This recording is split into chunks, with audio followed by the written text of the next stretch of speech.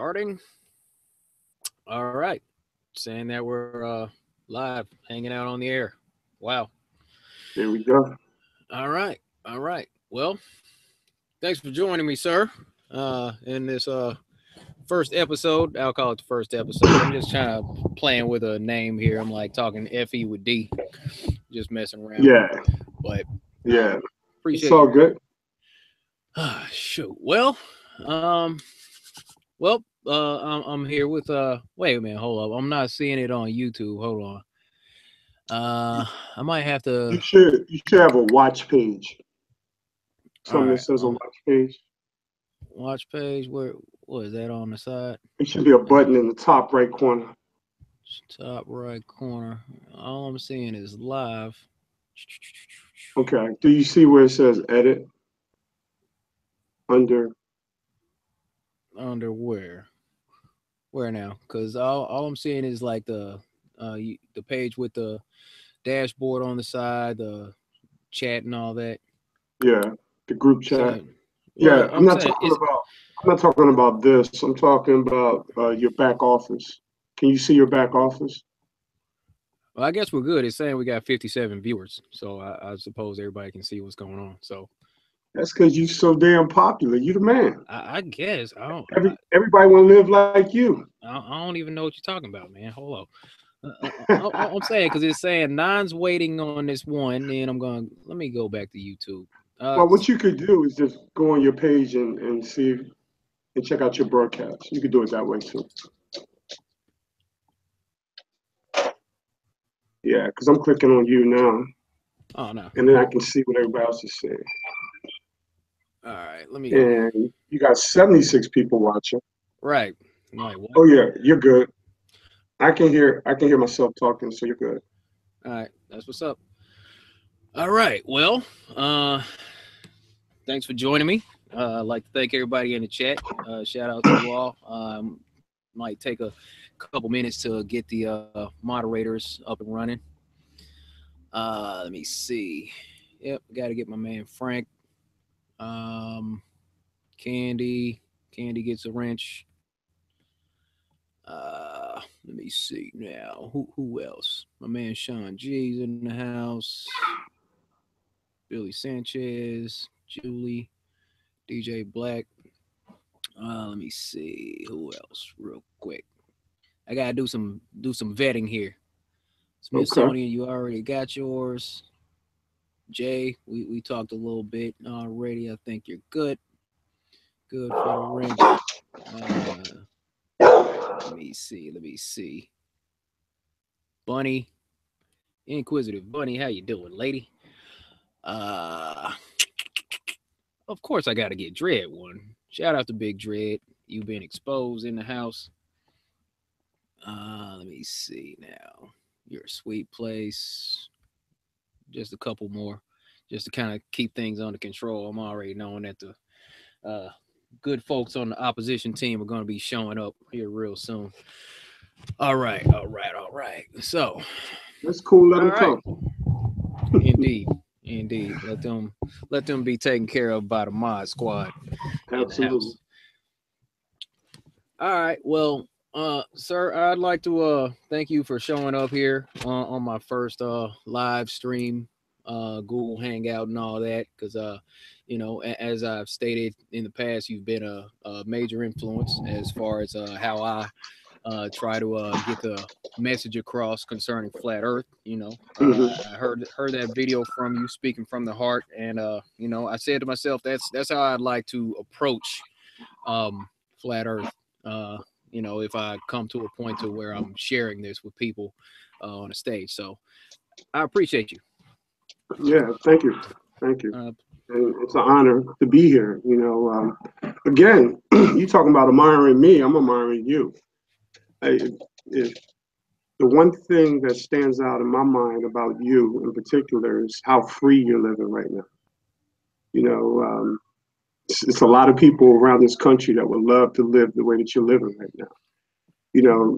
There's people out there that worship the glam and the glit, but there's people also who appreciate the simplicity and the freedom that you portray in all your presentations. You know, you're free of mind and you're free literally in body. And that's love, bro. Yeah, You I know, so appreciate that. shit, I'm about to get me a van. Hey, I recommend it, man. You know, if you're kind of detached, don't have any major obligations to take care of, or if you have a, significant other, Right, um, I've even seen a couple that has like 9 kids. They got a bus that they right, kind of live out of, and I thought that was just crazy. So, right, I recommend it. It's not necessarily off the grid what I do. I'm kind of still around the city and all that because I still have a job, but it's uh it's fun. It is pretty free, pretty adventurous because I get to switch it up a whole lot. But right. eh, Yeah, you know me. Um, yeah.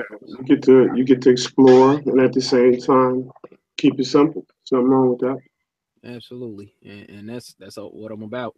You know, Yeah. um, what I'm wanting to do though is kind of switch over to a point to where I'm kind of trying to transition over to veganism. You being the vegan warrior, I want to know, how you came about developing this conviction about your veganism.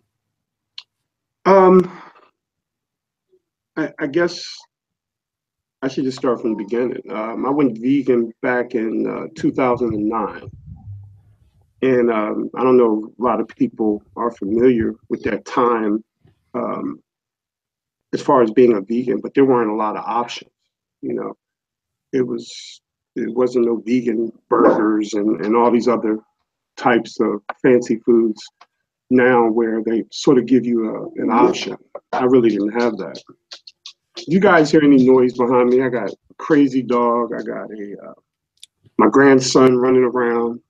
So I may have to mute every now and then. So literally, what I was eating was a lot of smoothies and a lot of fruit, vegetables, and nuts and seeds. And I still pretty much eat mainly that.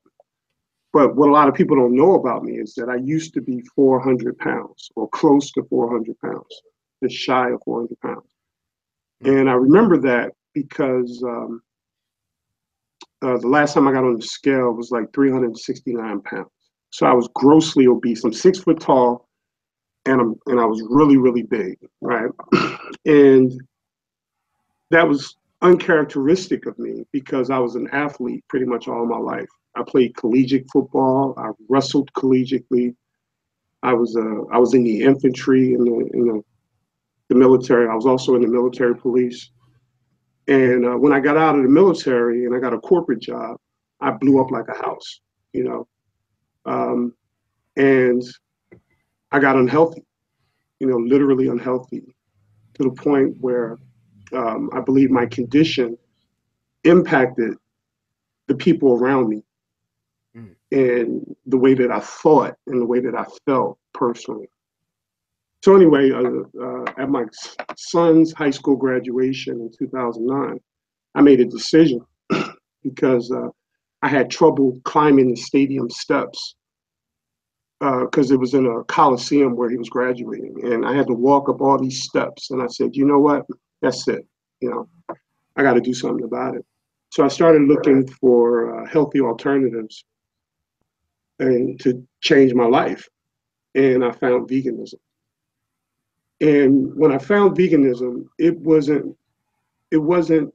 really a crazy idea for the times. In 2009, nobody was talking about going vegan. Mhm. I found it because prior to me becoming a vegan, I suffered from a blood clot in my leg. I don't know if you remember Heavy D. Right. He had a rapper. Mhm. He died from a blood clot in his leg. And I had that same exact condition. And Oh. the doctor basically said if I didn't get to the hospital when I did, I would have died. So that's what prompted me to do this radical life change or diet change. At the time, it was only a diet. So anyway, I found veganism and I realized what gave me the blood clot. It was basically overconsumption of meat, dairy, and eggs. And when I cut that out, I started losing weight. I started feeling better. I did this without any support from a doctor or any surgeries or anything like that. I lost the weight naturally. And unlike most people that have had drastic weight loss, I've lost 160 pounds. I'm down to like 205 now. And I didn't have any hanging skin. I didn't have uh, anything that required surgery like most people that lose a lot of weight. I lost it over time, over like a 2-3 year time frame. And it's been about 8-9 years now. So anyway, while I'm going through that, my health is improving, but something else happened. My spirituality opened up. I wasn't a spiritual person prior to me going vegan. I was literally an atheist at the time. You know, I was an atheist since college. The way that I seen the world change, the way that I seen other people. You know, I was that typical guy that was all about money. I worked in the corporate world, and I felt like the only thing that mattered was getting ahead and beating the other guy out. All that, I lost all that, you know. And I can't just say it was veganism, but that was the catalyst that started me down that path. Now, while I'm going through all of this, I'm still a conspiracy theorist. You know, I've been a conspiracy theorist since the 90s.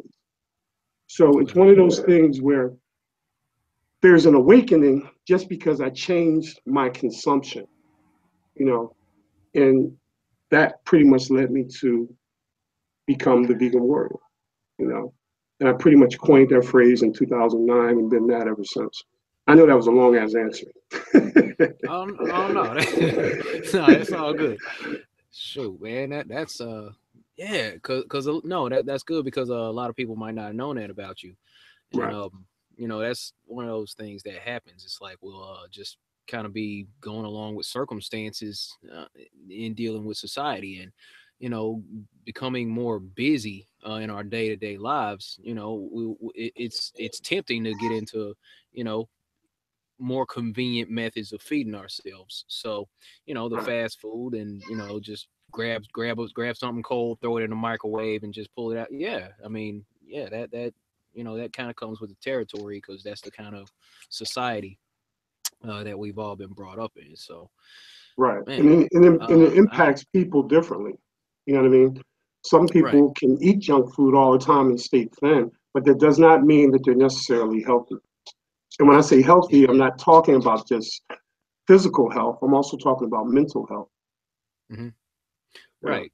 Right. Because yeah, I feel you. I feel you because you know, the things that we eat that tends to make us more sluggish to some degree, and then you know, the whole idea of the energetic transfer. If we, you know, even get into all that, how people say, you know, you are what you eat. So you notice how a cow behaves. It's just kind of wandering around, just kind of staring, chewing its cud and all that. Just real, you know, not all that active, and I don't know, we'll kind of take on those characteristics Right. that some, you know, that's a Yeah. belief system in some people. So I Yeah. feel you. Shoot, I Absolutely. need to get with you offline about some of these solutions. You know, I just went to the market yesterday. I bought a whole bunch of fruit. So depending on how long we're here, I might just be sitting here eating some That's oranges or right. something.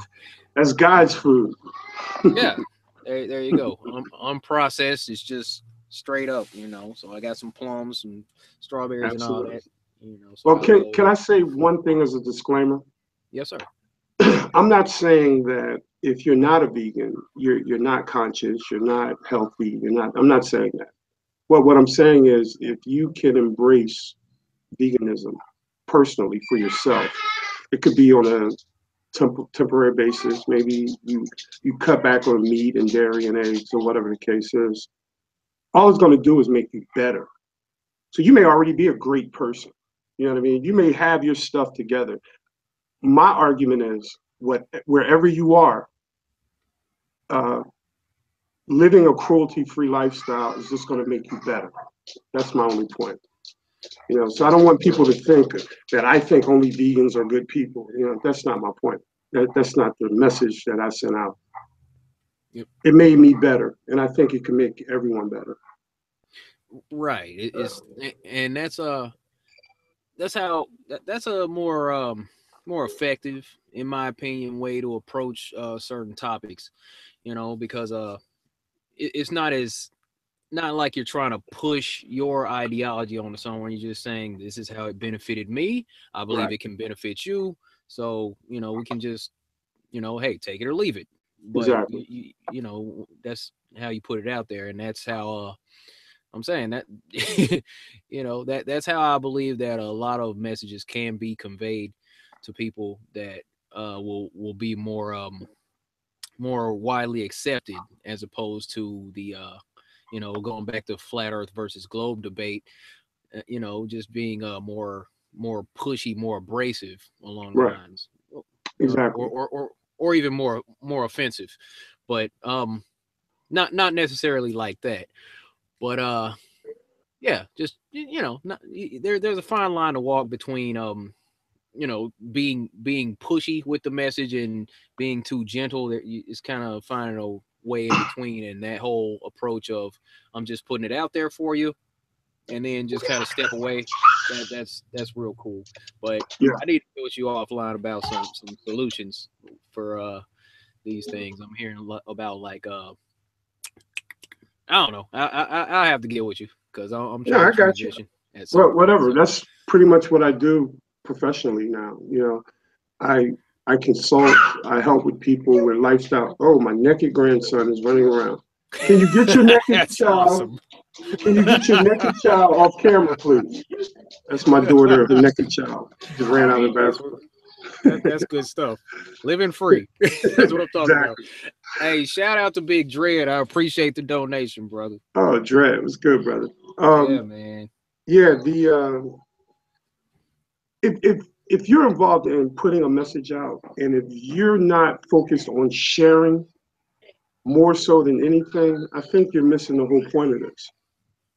I think our if we've come across information that is true, our responsibility is to share it. Hmm. It's not necessarily to shove down people's throats.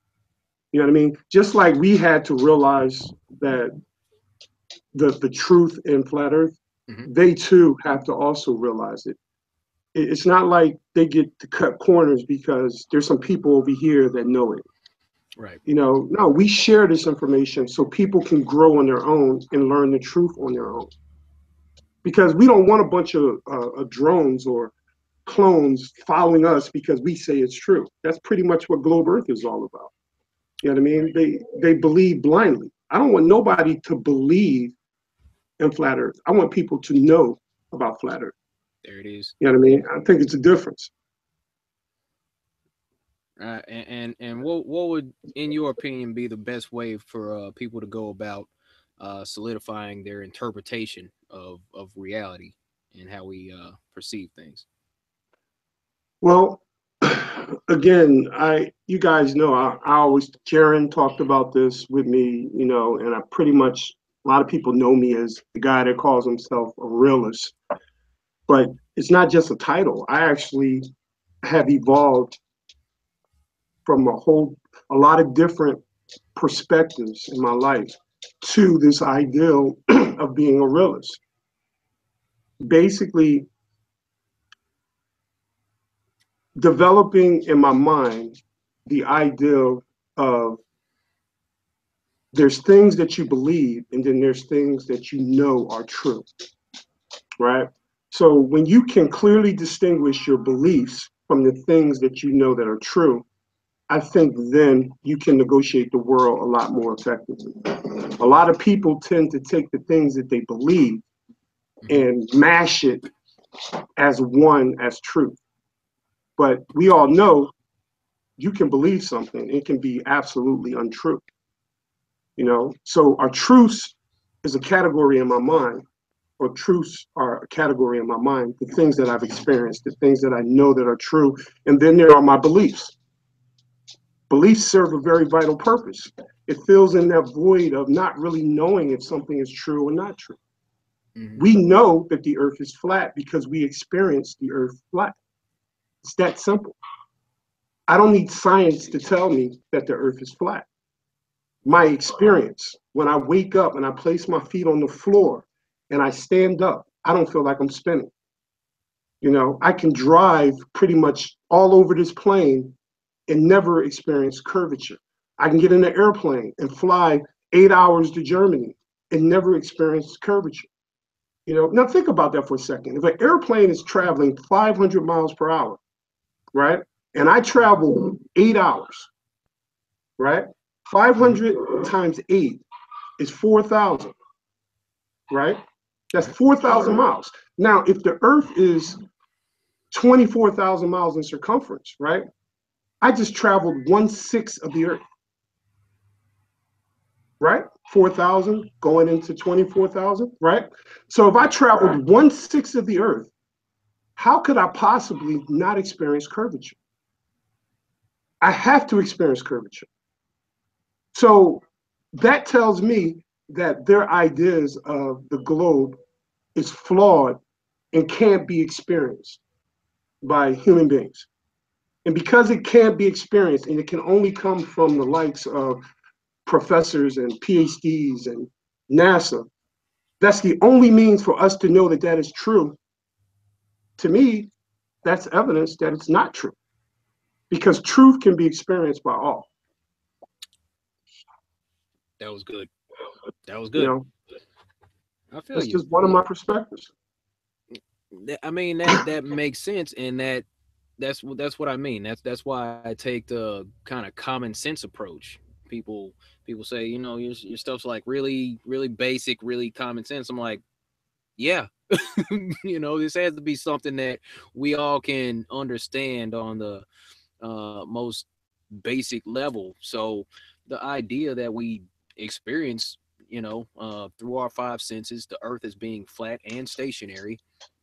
I mean that's something that can be easily conveyed to everybody. So, Right. that's exactly why I use the simple approach that I do.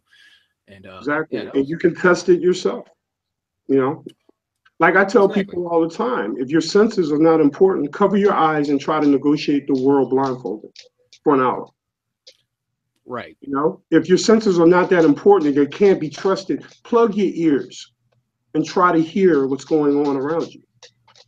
You know, your senses are so vital for us to connect to the real world. And when I say Hmm. the real world, I'm talking about that which exists outside of ourselves. To know what exists outside of ourselves, we need our five senses. Exactly. You know, so if they're telling us, no, your senses can't detect curvature, listen to us. We know how it really is because we have PhDs and we're NASA and we have millions of dollars of funding. So ignore your senses, believe us. Hmm. And that's what they've done. And they've done it very, very dishonestly because instead of teaching children the model of the globe or the ideas of the globe, they teach it as truth. They teach it as if it is the globe has been proven without beyond a reasonable doubt. That's the way they Right. teach it to us. That's how I learned it. I don't know about you, but pretty much everyone is taught this is our Earth, right? It's a globe. Yes. You are here on this globe, and it spins. They don't say that that's a theory or an idea. They say that's truth. That's reality. That's where we live. And once you tell a child something like that, it's kind of like teaching a child about Santa Claus. You know, Hmm. that child embraces that idea and says, oh, yeah, Santa Claus is going to bring me something good because I was good today. And they're going to believe and they're going to believe and they're going to believe. And then as we get older, we learn that there is no Santa Claus. Now they give us something else to believe. You know, the globe Earth model is nothing but a Santa Claus model. It's Hmm. equivalent, the way that they impose it on children. Right. And in this whole flat Earth versus globe Earth discussion, the thing Right. that gets me is how people decide that they can't trust their senses about this. You know, we say, well, you can look up and see that the sun's not 93 million miles away. I mean, that's pretty obvious. If you have a cloudy day, you see how the rays come in from the different angles. You like you said, you can go outside, and you don't feel, as soon as you put your feet on the ground when you wake up, you don't feel any spin. Right. You would feel motion. You know, our eyes, we can go out to any body of water and we can see that it's flat all the way across. But this is the time where people decide to dismiss their five senses.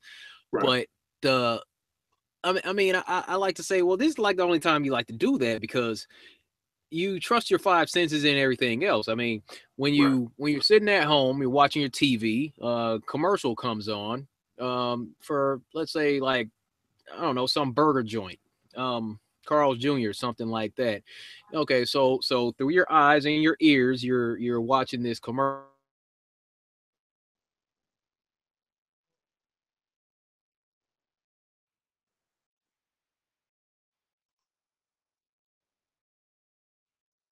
D, can you hear me?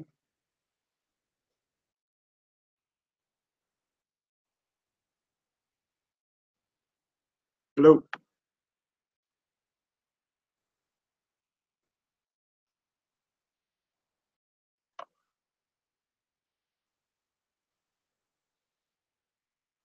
D Marble, can you hear me?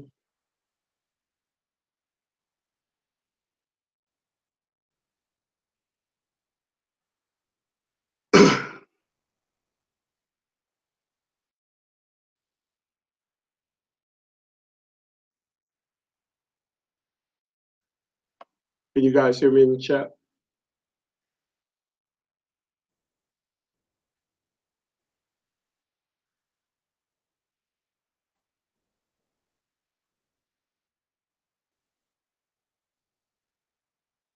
Oh, okay. So someone just said they can hear me, but D might have dropped out. D, you might have to copy that link up there, go out, and then come back in. Yeah. The link that's up in the browser in our chat, just copy that.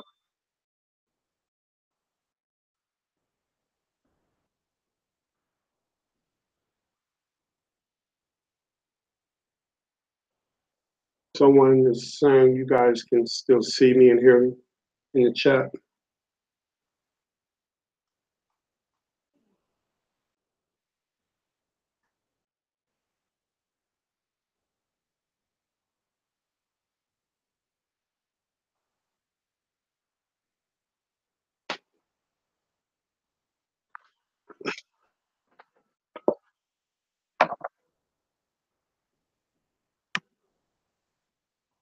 All right, so everything is still good on my end. Um, D, you just need to go out and come back in. In the same link you sent me, just click on that, and then it'll bring you right back.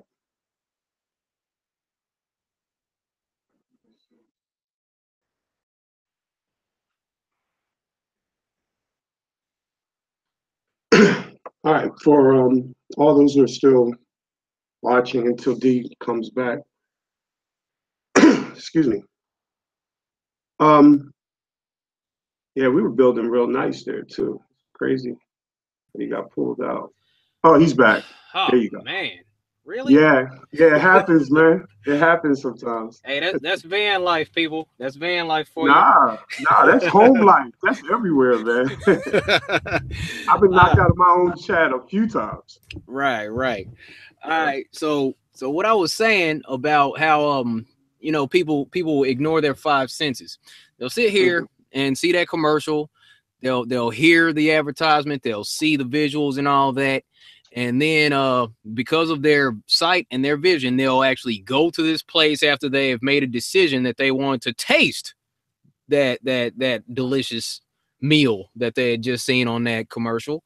Right. So, you know, that's, they trusted their senses enough to take them to Carl Jr.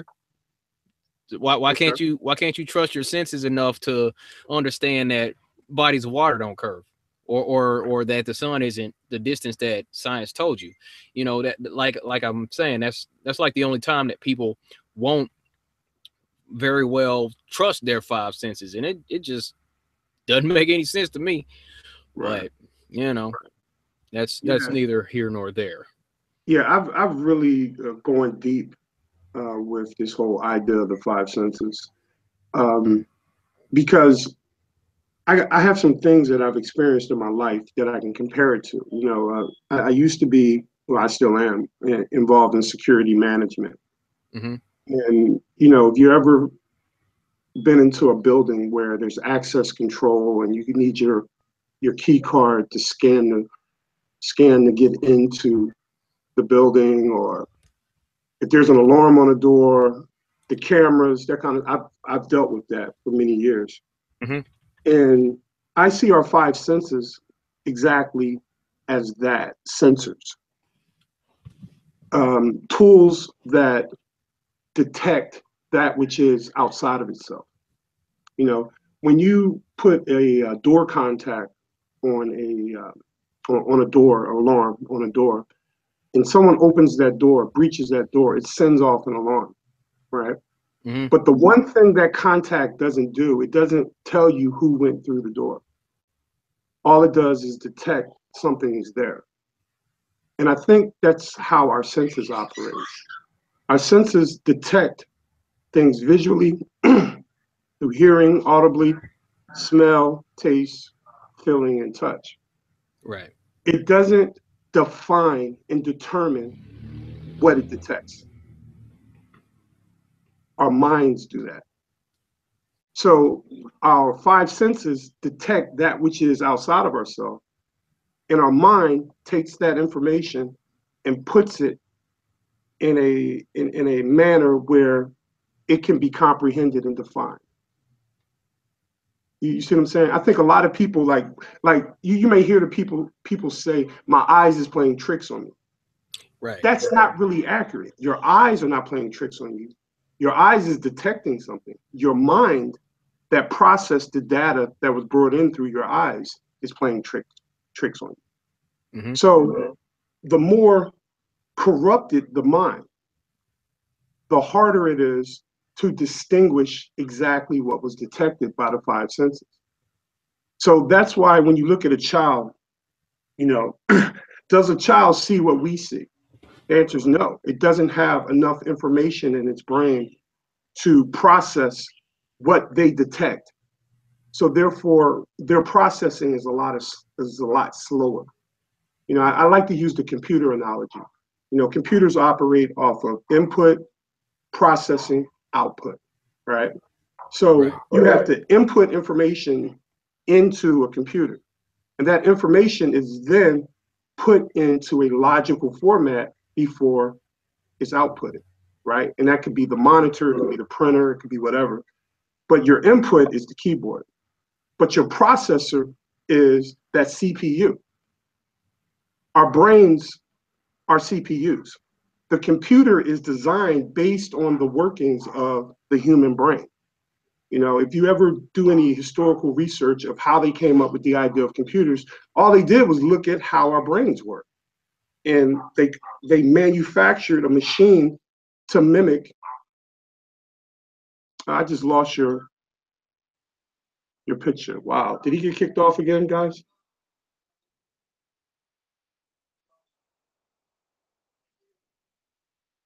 So share the link. D Marble, I think you got kicked off again. Can you guys hear me?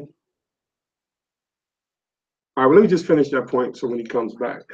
So if you take that idea of how a computer works and apply it to human beings, right, and really it's in reverse. They created the computer based on human beings. Um, the gathering of data comes from our five senses. And once that data is gathered, it must be processed, authenticated in the brain. And then once the brain has put it in a logical format, freeing it from contradiction, what does it do? You then can react or express what the thing itself is. So your eyes don't determine what's there, your mind does. Your sense of touch doesn't determine what's there, your mind does, based on the information that your senses bring to you. So that was the point I was trying to make. And we lost Brother D, or did they lose me? Can you guys hear me?